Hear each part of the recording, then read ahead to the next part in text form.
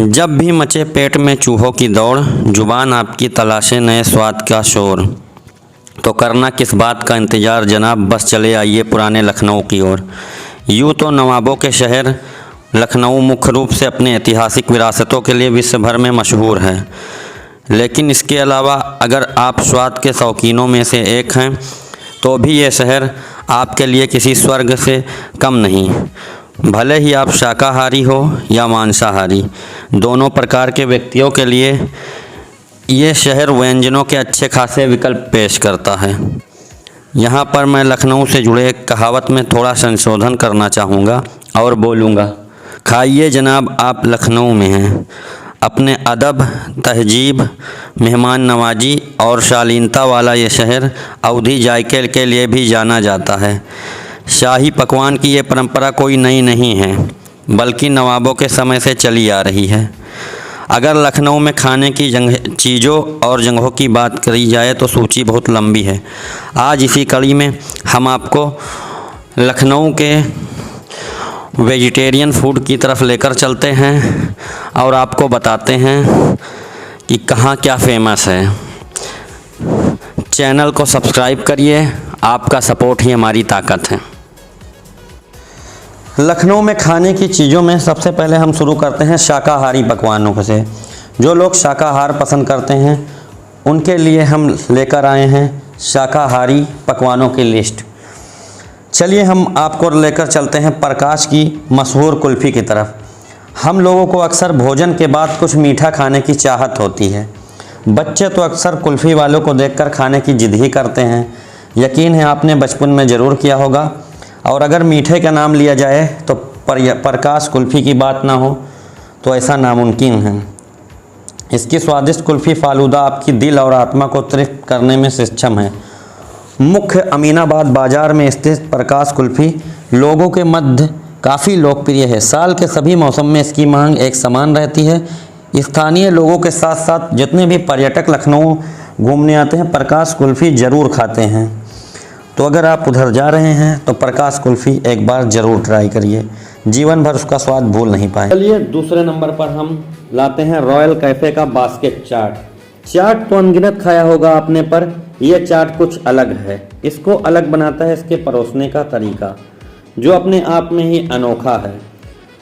आलू के लच्छों से निर्मित ये टोकरी नुमा चाट छोले, मसाले और दही और तमाम प्रकार की चटनियों के साथ परोसा जाता है। इसका स्वाद आपको एक दूसरे दुनिया में पहुंचा देगा। रॉयल कैफ़े लखनऊ के दिल कहे जाने वाले हजरतगंज में स्थित है। ये बास्केट चाट आपकी शाम को और भी यादगार बना देगा। इसे सामान्य चाट के एक नए संस्करण के रूप में देखा जा सकता है, यानी कहिए तो अपडेटेड चाट।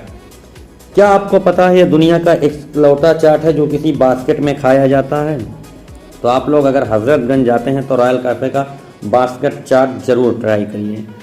चलिए तीसरे नंबर पर हम आपको लेकर चलते हैं शर्मा जी की चाय की तरफ। अगर चंद लम्हों में भरपूर जीना है तो बस शर्मा जी की चाय पीना है। हम भारतीयों को तो दिन की शुरुआत ही एक कप के चाय से होती है। अगर चाय लखनऊ वाले शर्मा जी की नसीब हो जाए तो ये सोने पर सुहागा वाली बात हो जाएगी।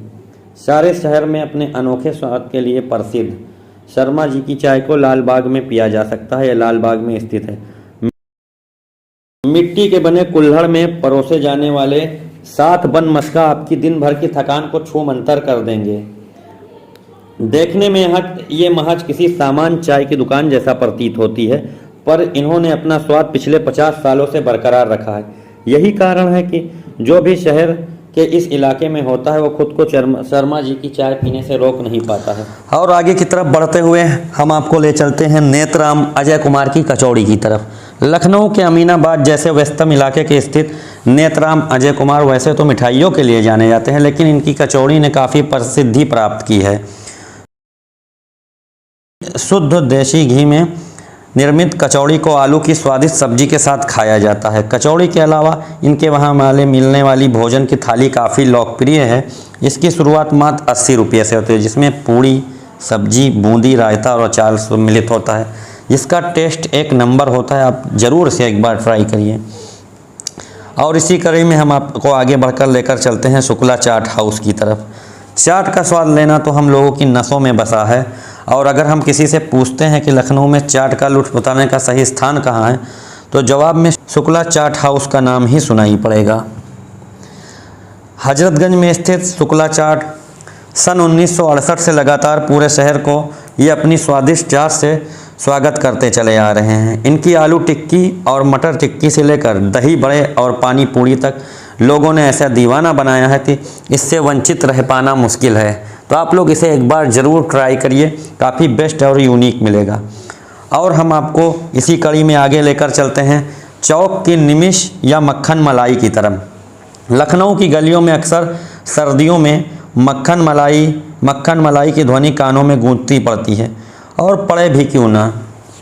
ये इस मौसम में चाव से खाने वाली मिठाई जो है।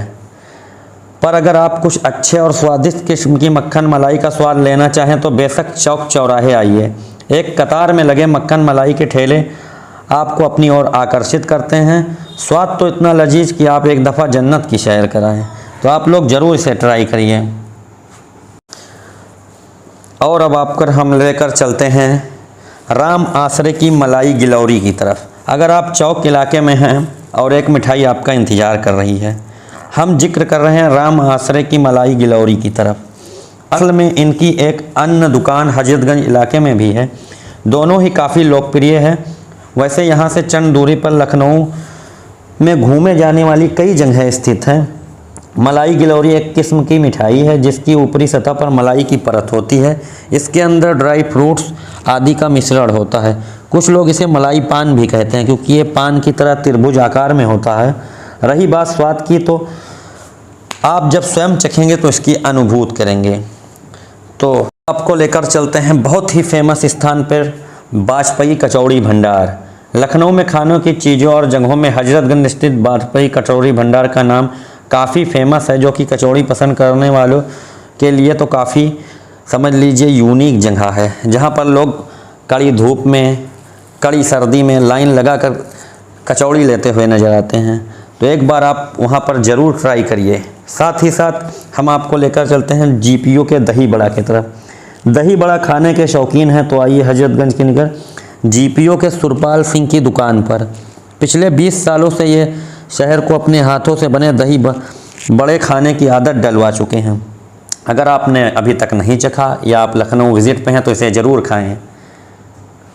आप सभी देखने वालों का बहुत बहुत शुक्रिया। चैनल से जुड़े रहिए। जय हिंद, जय भारत।